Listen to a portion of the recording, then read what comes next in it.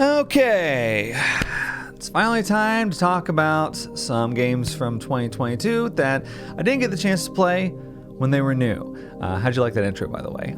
The 4 games in question that I'm talking about in this video are Burnhouse Lane, the latest game from the developer of The Cat Lady. Second game is Signalis, which is probably the most critically acclaimed indie horror game in the past few years. Faith, the Unholy Trinity, which is a retro exorcism game 5 years in the making. And Stay Out of the House, which is the long-awaited flagship game from notorious horror game developer Puppet Combo. 4 games, 4 hours, 1 video. Just kidding, this video is not 4 hours long. God, I hope not anyway. I spent some time the past few weeks playing through all 4 of these games, and I have thoughts. So that's what this video is. It's pretty self-explanatory from this point on, actually. I'm basically just gonna talk about the games.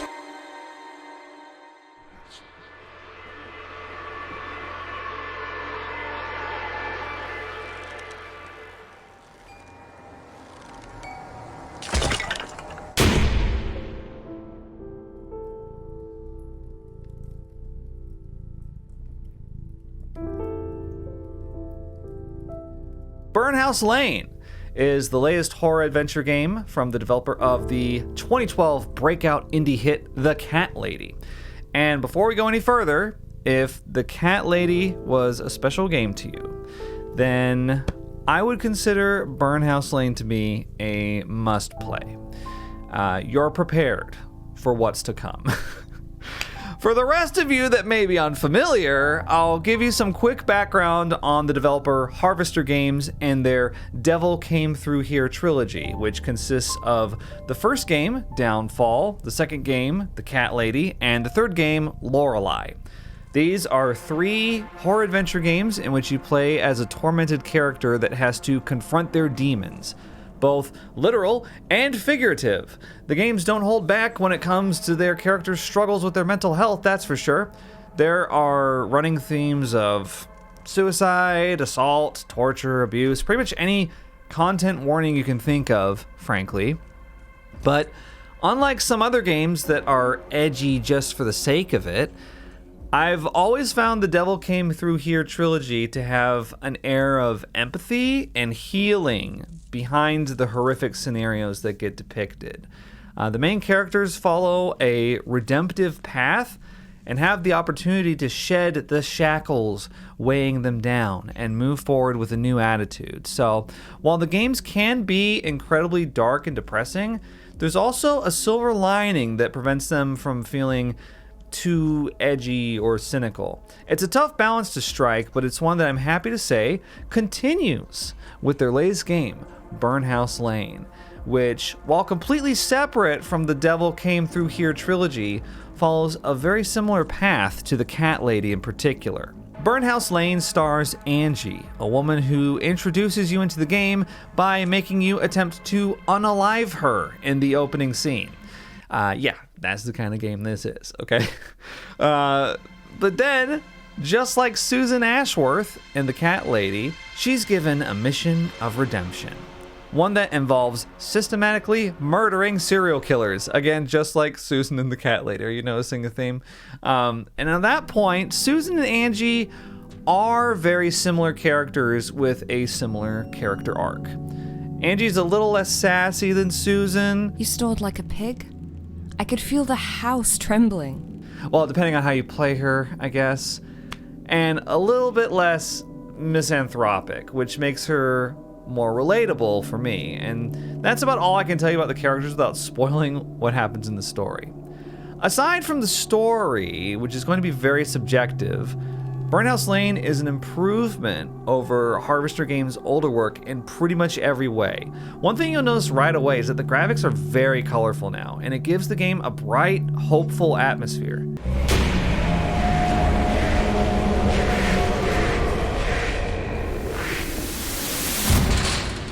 Most of the time, anyway. The horror atmosphere is very much still there, and when it happens, it visually changes the landscape, which I thought was great mood establishment. Burnhouse Lane also lets Angie let loose in difficult situations.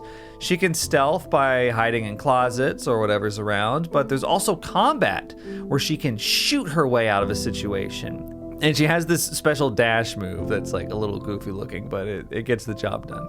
It's Harvester Games' most action-heavy game yet, but it doesn't come at the expense of the atmosphere or the story.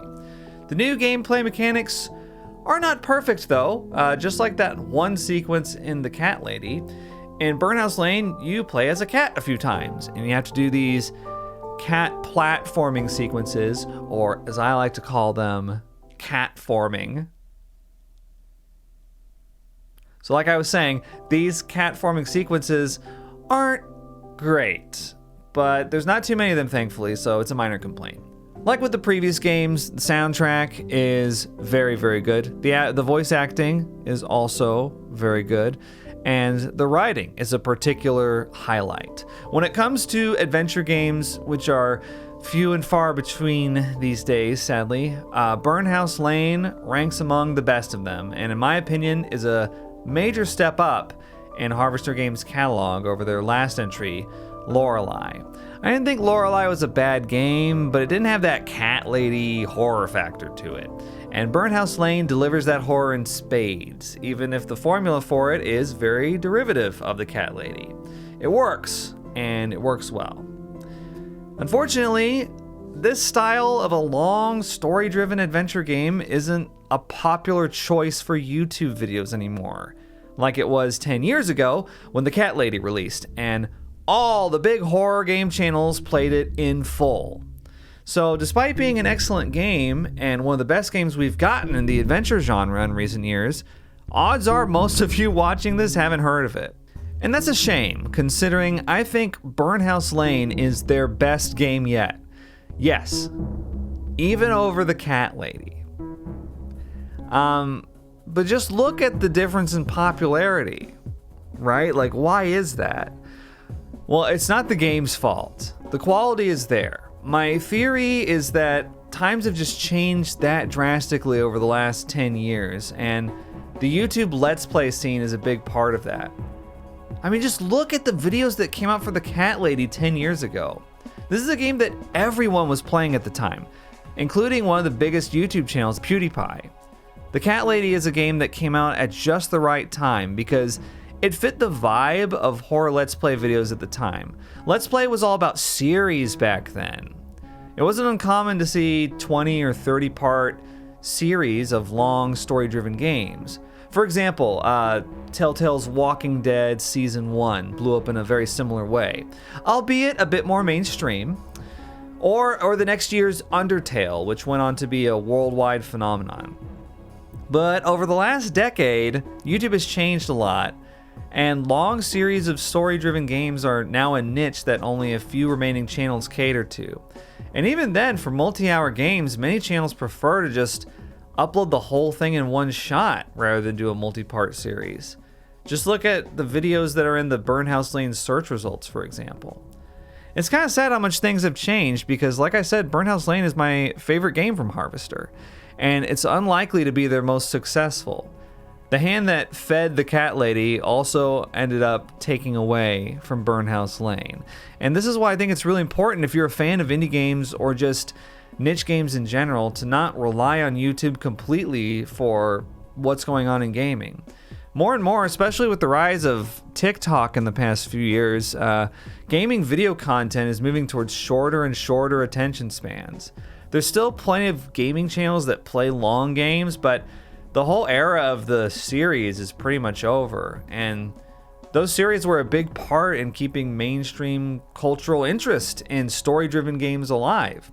I mean, I'm not exempt from this. The reason I didn't do a Burnhouse Lane Let's Play series is because I saw on How Long to Beat that it took an average playthrough 11 to 12 hours to complete, and I wasn't sure how I was going to fit that into my vision for the channel this year.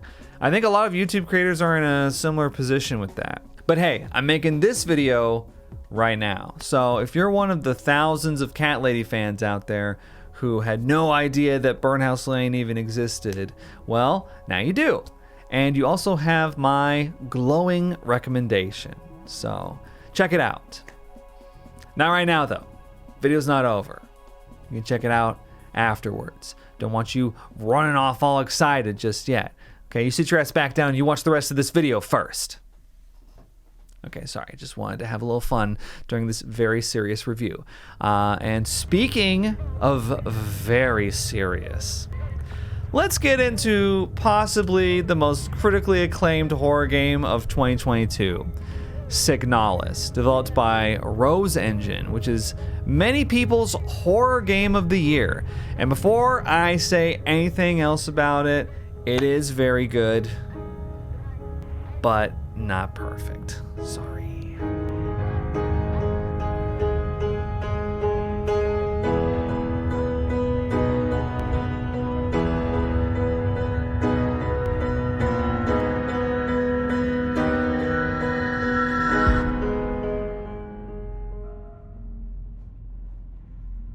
Now, I've ignored Signalis for long enough. Apologies, but the people who really like this game are also really annoying about it. And after hearing, John, you have to play Signalis so many times, I'll admit I wasn't exactly eager to check it out. I kind of had to weigh like playing it and having a great experience versus never playing it and making those people really annoyed with me. So it was a tough decision, but I did end up checking the game out. So you won. It was a close call though, especially when I looked it up and I saw anime girls. Now don't get me wrong, I've enjoyed plenty of games with anime girls in them, and not just that kind, to clarify. But let's just say I've noticed that there's a particular group of gamers that tend to overrate games with an anime art style, and that I tend to disagree with their tastes, okay? Like, I'm one of those people that was bored to tears by Doki Doki Literature Club, which is a key example of the overrate tendency that I was talking about earlier. So even if you disagree with me on that, I hope you can understand why I went into Signalis with some apprehension. Signalis has been heralded as a return to classic survival horror. Overhead third-person camera angle. Check. Limited mobility while aiming a weapon. Check. 6-slot inventory and infinite slot universal storage bin. Check. Gameplay loop based on backtracking and inventory management. Check. Game of the year! That's all it takes. Okay. Let's get serious now, all right? Signalis is an excellent game, make no mistake. Especially considering it was made by only 2 people, and from what I can tell, a debut game at that. Signalis has all the bells and whistles of a game that took inspiration from Resident Evil and Silent Hill, and if you're the type of person that goes wild over that kind of thing, then this will be a slam dunk. It's got all the stuff I said before, the limited inventory, the clumsy combat, the backtracking, the puzzles. It's got all that stuff that you like in it. In addition, the soundtrack is amazing, the animation in the cutscenes is fantastic, the game looks and sounds spectacular. By all accounts, if you're an old school survival horror fan, you are going to love Signalis. But here's the thing.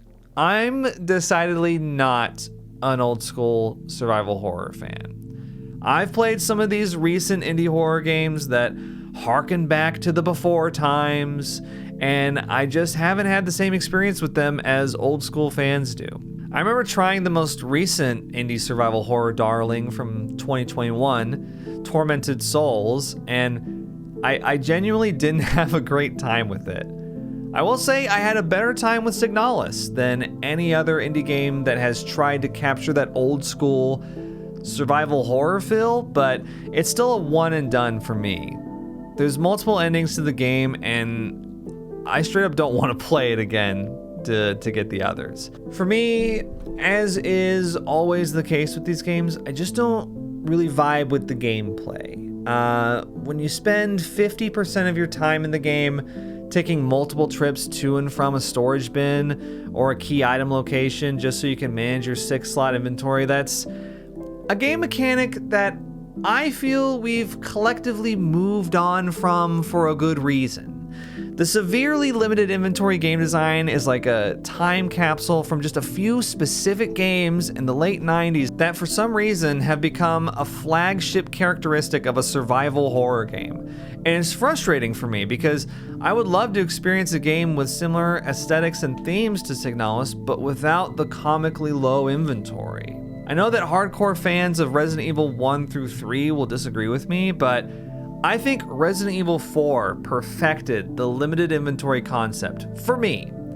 I vastly prefer the attaché case system, where you still have to be prudent with your inventory, but it's not suffocating. It doesn't become the thing that you revolve your entire game experience around, that you strategize for every time you go in and out of a room. Most of my time spent playing Signalis was worrying about my inventory, how many free slots I had, the realization that, oh no, my 6 slots are full and I can't pick up this crucial puzzle item, so now I have to backtrack and return. And even sometimes I would run around with only a couple slots used up, so I could freely pick up anything I needed, and I would end up regretting it because it would just so happen to be a string of rooms with nothing important in them, but a lot of enemies instead. And that brings me to another crucial part of Signalis, which is the enemies.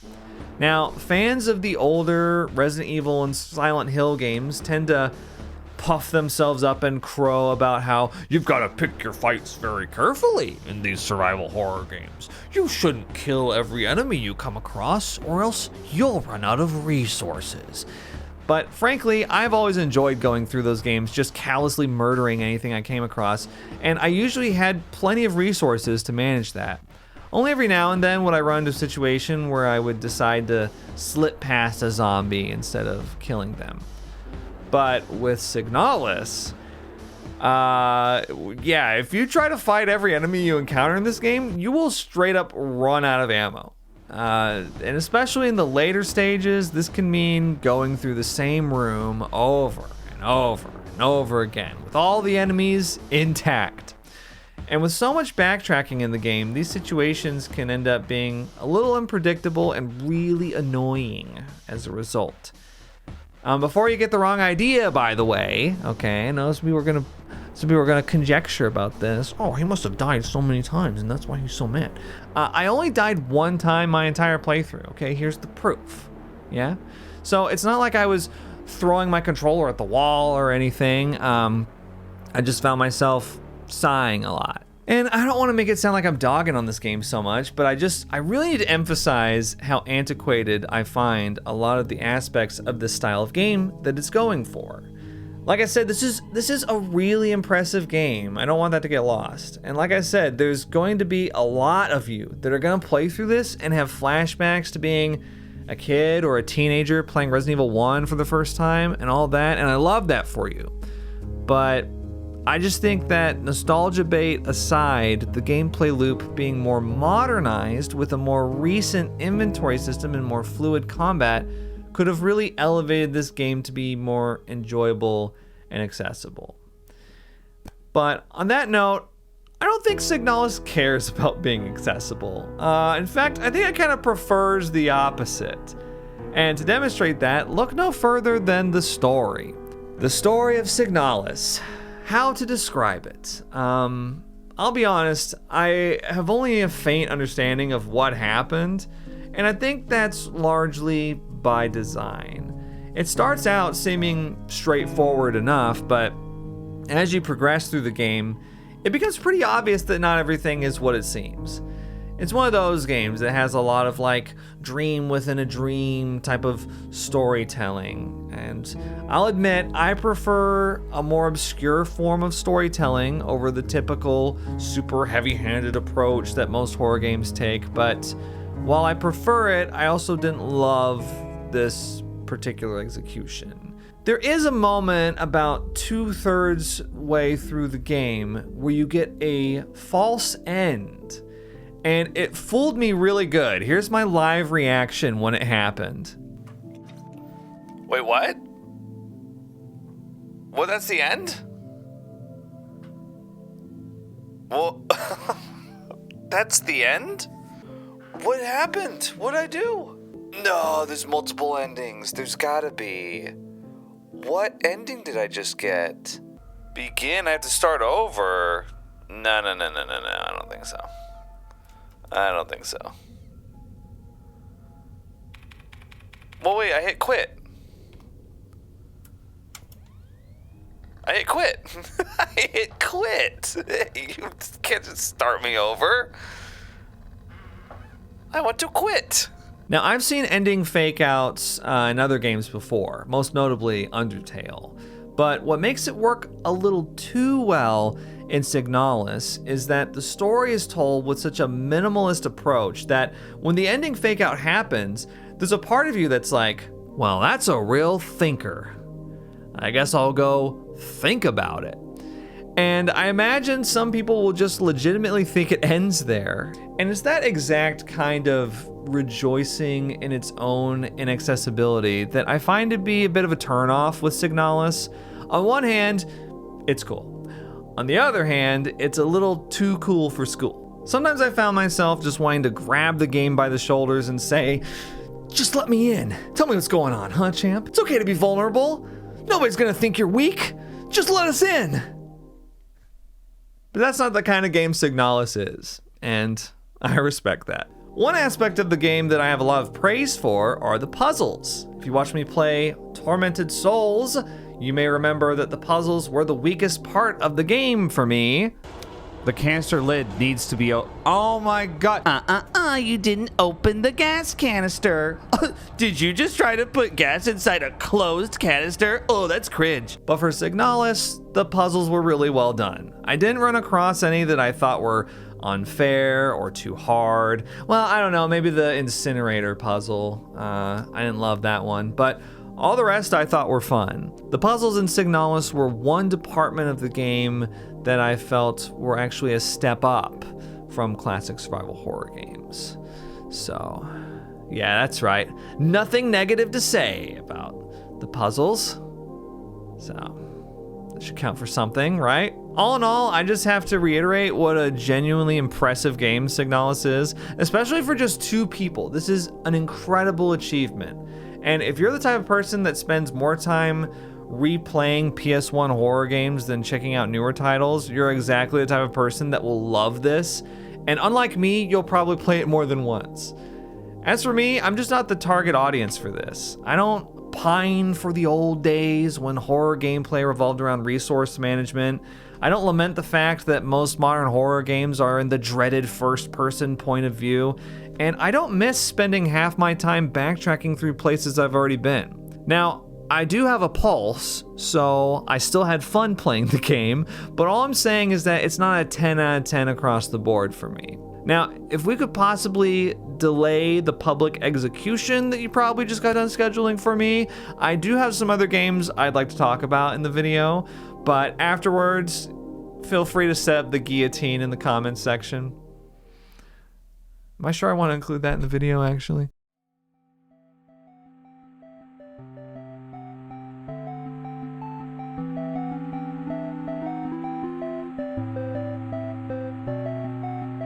September 21st, 1987. It's been 1 year since I first went inside that house. I have to finish what I started.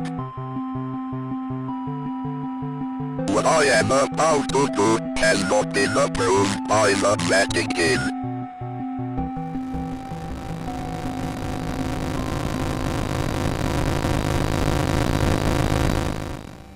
Next up, we have the full release version of Faith by developer Airdorf. Faith is a retro-styled horror game in which you play a priest who's traumatized from his experience with an exorcism. The gameplay mostly consists of walking around and holding up a cross to either damage enemies or solve a puzzle or just make a ghost come out of stuff. Faith has been in development for a long time, and it's been separated into 3 chapters. The first chapter came out for free in 2017, and the second chapter was released in 2019. It wasn't until October of 2022 that the two came together with a bigger and more experimental third chapter in a full game. And together they make Faith, the Unholy Trinity. I played the first 2 chapters when they came out years ago, but for this video, I decided to replay the whole experience, which clocks in anywhere between 2 to 6 hours, depending on how much optional stuff you do and how many endings you try to get. So let's get the elephant in the room out of the way. The game looks like this, okay? Deal with it. Some of you are probably looking at this and thinking, wow, this takes me back. And others are probably looking at this and thinking, hey, where's the ray tracing? Last I checked, it wasn't 1985 anymore. But the thing is, right, is that there's no other horror game out there that looks like this. And the minimalism that's used by this game is used to great effect. Little scares that would have been absolutely nothing in a 3D first-person game work really well here. So the graphics are a plus for me. And that's not even to mention the cool rotoscoped cutscenes, of which there's a lot in Chapter 3. Actually, I want to talk about Chapter 3 for a bit, because it was the part of the game that was all new to me. Playing Faith the Unholy Trinity from beginning to end was an interesting experience, but at times it did feel a little like 3 different games in one. And maybe that was intended, but honestly, my only criticism of Faith is that the end-to-end experience feels a bit disjointed. Chapter 1 is the simplest, shortest one, and it's just a classic exorcism story with a cool little boss battle at the end. Chapter 2 really ramps up the action. There's a million of those cool little boss battles.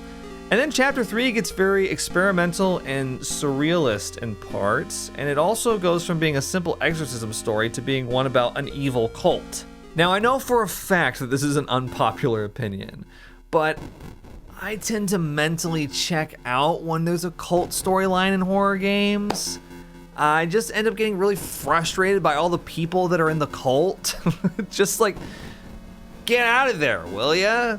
The leader is obviously evil. Hello? But with all that said, I didn't mind where the storyline went in Faith. I just had to get that out there. It's mostly a Silent Hill critique, if you must know. So yeah, I think with Faith, the bottom line, the thing that it all comes down to, unfortunately, is whether or not you think this looks cool or not. If you do, you'll have a great time with the game, and if you don't, you probably won't. Now, if you don't check out the game because you don't like the graphics, that's fine. But I don't want to ever hear you say anything about how games are all the same these days, or nobody's taking any risks, there's no innovation, or there's nothing new under the sun out there, okay? Because you just proved that when there is a game that's different and took a risk and did some unique, innovative stuff, that you didn't give it a chance. Again, it's fine to have personal taste and preference, but there's few people whose complaints I appreciate less than the non-curious. Thank you, and good night. Oh, I still have another game to review, actually. Well, maybe I'll put an ad break here or something.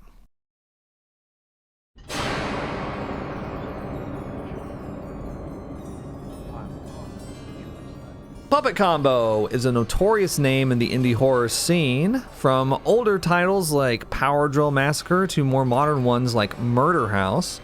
Puppet Combo is a developer that excels at games that match you up against a serial killer.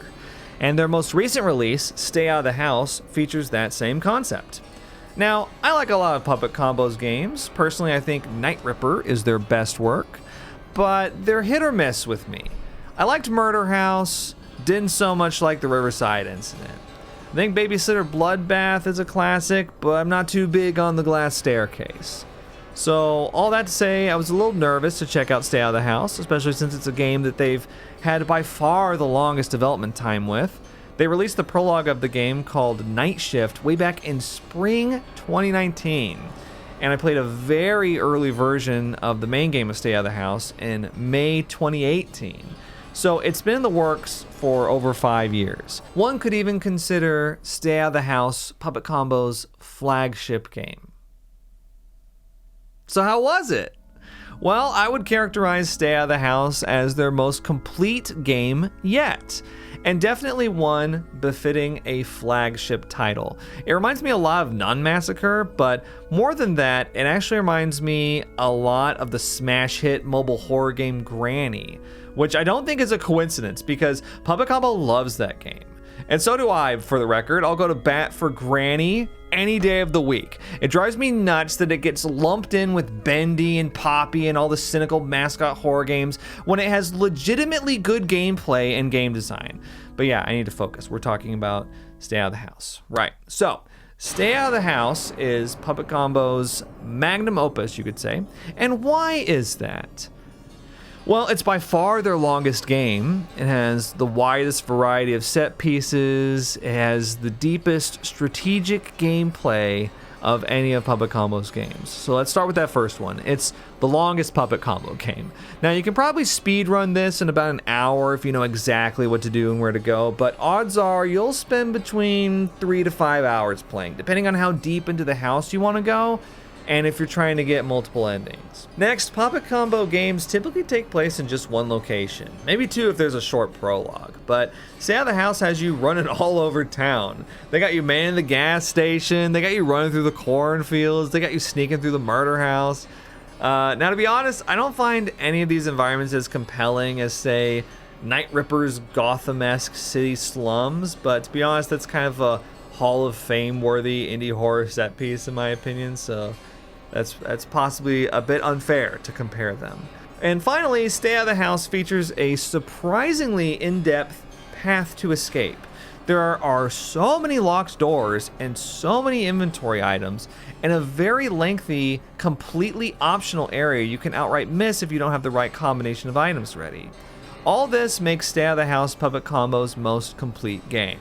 Now, for a while there, a few years ago, Puppet Combo was pumping out a lot of different games. And I know some people out there had the criticism that it was too much too fast. They weren't consistent quality. But I think lately, not counting the games that they've published and just the ones that they've developed, two different categories, I think they've slowed down a little and they've made more consistently good work.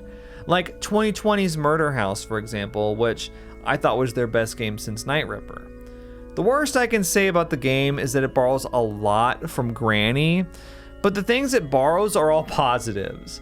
Like I said earlier in the video, Granny has a very strong design to it and seamlessly blends together endless inventory puzzles with that classic indie horror stealth gameplay. And the same gameplay loop is present in Stay Out of the House.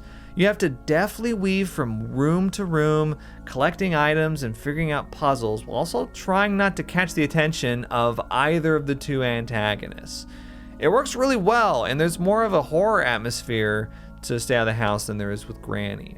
All in all, there's not much else to say. If you're familiar with Puppet Combo, you pretty much know what to expect, but Stay Out of the House is the most polished their work has ever been. So I think it's very worthy of being a flagship title for them. Well, that was fun, talking about games that came out 6 months ago and everyone's already played through multiple times. Great.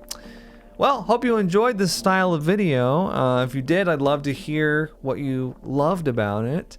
And if you didn't enjoy it, well, you can just keep that shit to yourself. All right, thanks for watching.